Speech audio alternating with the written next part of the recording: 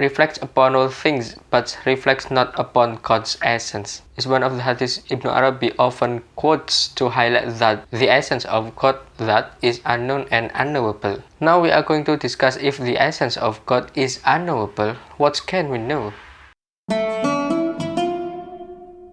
Besides the hadith we just quoted, Ibn Arabi also cites a Quranic verse, and God warns you of himself. According to Ibn Arabi, the verse is a warning to humans not to think about the essence of God. This prohibition is imposed by the Sharia because indeed the essence of God is unreachable by any kind of knowledge, and his essence is unknown to anyone.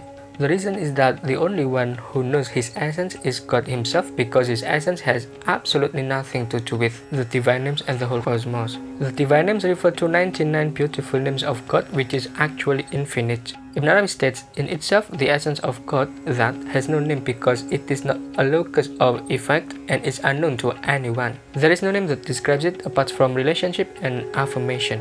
The divine name serves as designation and distinction, but the tool to know the essence of God is forbidden to anyone but God, because no one knows God but God. Ibn Arabi in this case rebukes those thinkers who do haphazard speculation to identify the essence of God. For Ibn Arabi, their speculation was futile, and indeed there would be no rational proof that could be used to solve this problem. What there is a denial of Sharia for their curiosity, which is done by haphazard speculation about what is forbidden to them. Amongst them, there are those who say that he is a body, and some say he is not a body. Some say he is substance, and some say he is not substance. Some say he has a place, and some say he has no place. God doesn't command any of his creatures to carry out such haphazard speculation on this matter, neither to negate nor to affirm. If they were asked about the rational proof of the truth of the knowledge about the essence of God, they would never know it. Ibn Arabi's criticism is meant to Muslim theologians, both Ash'ariyah and Mu'tazila, as well as philosophers who try to conceptualize the essence of God speculatively. What is called God's essence is nothing but the aspect of tanzi, the aspect of the absolute incomparability with his creation. In other words, God in his essence is munazzah, independent of and completely different from the whole cosmos, so that it is unknown and cannot be depicted. His absolute transcendence is his essence. So far we can only explain God's essence with negative qualities. In other words, no single name can be attributed to the essence of God, because his essence is absolutely different from and contradictory to the attributes of the whole cosmos. According to Ibn Arabi, this mystery of God's essence is based on the fact that the essence has no relation to the divine names and the whole cosmos. If not, it means that God's essence is in need of the divine names and the whole cosmos, which is of course God's essence is surely beyond such a dependent relation. Ibn Arabi asserts independence is the station of essence, that, not the station of divinity. We see that the independence is impossible for al-Haq in terms of the fact that he is God, because of his dependence on his servants, as is the dependence of the master on his slaves, the owner on his possessions, and king on his kingdom. While the essence of al-Haq is not dependence on the cosmos, not perceived by the eye, doesn't have the limitation, and cannot be comprehended by rational proof. Thus we finally know that the independence of God's essence of the whole cosmos is at the station of essence, that. It is in this station that Ibn Arabi then designates the essence of God as the bountiful or the self-sufficient, al-Ghani, because the essence never needs and is not dependent on anything. In this sense, Ibn Arabi quotes a Quranic verse that we often misperceive. Truly God is beyond need of the world. This verse designates the station of God's essence, that, as having absolutely no need of the whole cosmos, which is only at the station of essence. Hence Ibn Arabi maintains, indeed God relates the cosmos to him and reveals about himself that he has two relations. The relation to the cosmos through the divine names, which affirms the cosmic entities, and his relation to his independence or not need of the whole cosmos. In terms of his independence of the cosmos, he knows himself, his essence, while we don't know him, his essence. Thus it is clear that God's essence doesn't need the whole cosmos, which means that it doesn't need his names either. This is the intricate part. Let's quote Ibn Arabi's own statement. If God's essence is not independent of the cosmos, then it is the same as his independence of the relation of his names, because the names not only denotes his essence but also refer to the objects named that are different from his essence. It should be noted that God's independence of the cosmos means that God's essence doesn't need the cosmos and the divine names as well as the divine names manifested in the whole cosmos. Thus, his independence of the names and entities in the cosmos demonstrates that his essence is one. Ibn Arabi in this case quotes the Quranic verse, "Say he, God, is one." Quotes, God's unity with respect to the divine names that require us or our existence is the unity of many, whereas God's unity with respect to his complete independence of us and the names is the unity of the essence. The name one applies to both kinds of unity. Know this. Some of the terms used by Ibn Arabi to designate God's unity in terms of his essence are ahadiyah, jam'ul jam, ahadiyatul ain, ahadiyatul dhat, ahadiyatul ahad, ahadiyatul dhatiyah. Meanwhile, God's unity, which contains the many of his names, is called ahadiyatul kathra, ahadiyatul jam, ahadiyatul tamyiz, maqamul jam.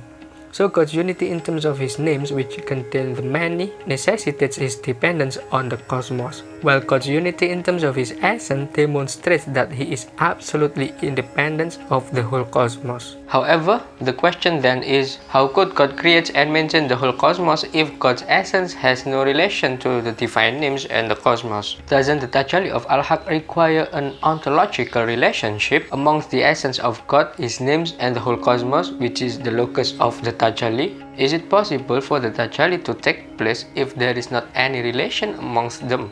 We are dealing here with Ibn Arabi's statement which asserts that the essence of God is not related to or independent of the divine names and the whole cosmos. Actually, Ibn Arabi's assertion on this matter is only to underline the aspect of the absolutely transcendent God. It should be emphasized that the divine names that have no relation to the essence of God are some names that express tashbih, is similarity, but the divine names that express tanzih, is incomparability, are still related to the essence of God. Ibn Arabi, as Sheikh explains, classifies the divine names into two types: names that negate various descriptions from God, and names that affirm God's attributes. The former is called the names of tanzih, and the second is called the names of acts. In the theological perspective, acts are creatures. The names of tanzih function to negate the names and attributes of creatures from his essence. Put simply, God's essence has the names of tanzih and doesn't have the names of tashbih. Ibn Arabi expounds, the names that require tanzih are the names that the essence requires because of himself, while the names that require tashbih are the names that the essence requires because of his state as God. The names of tanzih are names such as the self-sufficient, the one, and all names that belong only to him, while the names of tashbih are like the all-merciful, the forgiving, and other names that can be of the true attributes of a servant in terms of his states as the locus of the tajalli of al-Haq, not in terms of his own essence.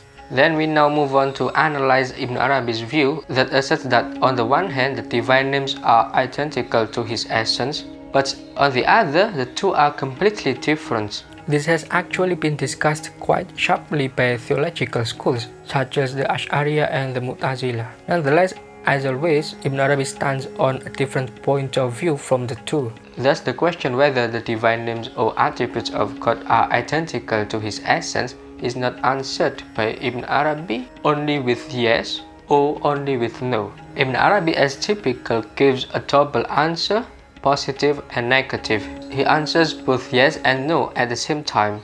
This means that on the one hand the names are indeed identical to the object named it as the essence of God, and on the other hand the divine names are not identical to his essence. Quotes in his book called Annotated, Abul Qasim Ibn Qasi points to this principle, saying that every divine name is designated by all the divine names and depicted by them. That is because every name indicates both the essence and the unique aspect toward which it is directed, and this name seeks for this aspect. From the point of view of its indication of the essence, it possesses all the names, while from the point of view its indication of its unique aspect, it is distinguished from others. For example, the Lord, the Creator, the Former, and so on. Thus, from the perspective of the essence, the name and the named are identical, while from the perspective of the meaning to which the name is directed, they are different. Regarding why the divine names are identical to and the same as the essence of God, one of Ibn Arabi's commentators, Izutsu, explains as follows.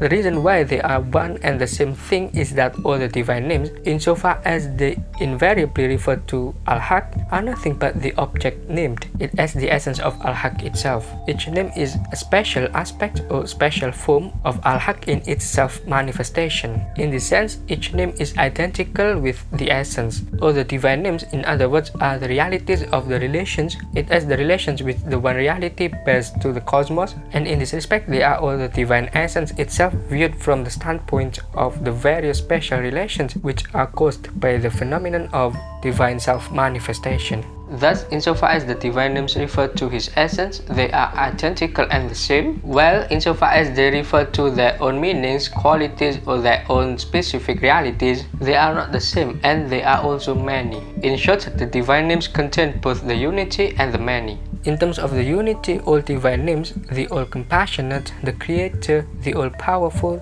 the ever-living one, and so on are God himself, which is none other than the essence. He is the one who is named with all the divine names. In this sense, the divine names are identical to his essence. However, in terms of the many, the divine names are not identical to his essence. That the all-merciful is not the same as the forgiving, and that the all-powerful is not the same as the sustainer, indeed show that each divine name has a specific meaning and their own realities, so that they are distinct from each other. It will be easier to give contrasting divine names. It is conspicuous that the outward is very different from the inward, and the giver of life is clearly different from the taker of life, even if they all refer to the one. Hence, according to Ibn Arabi, the divine names appear different because of their different meanings. Were it not for such differences, we wouldn't be able to distinguish each of the divine names. These names seem many before us, but they are actually one before God. See you soon.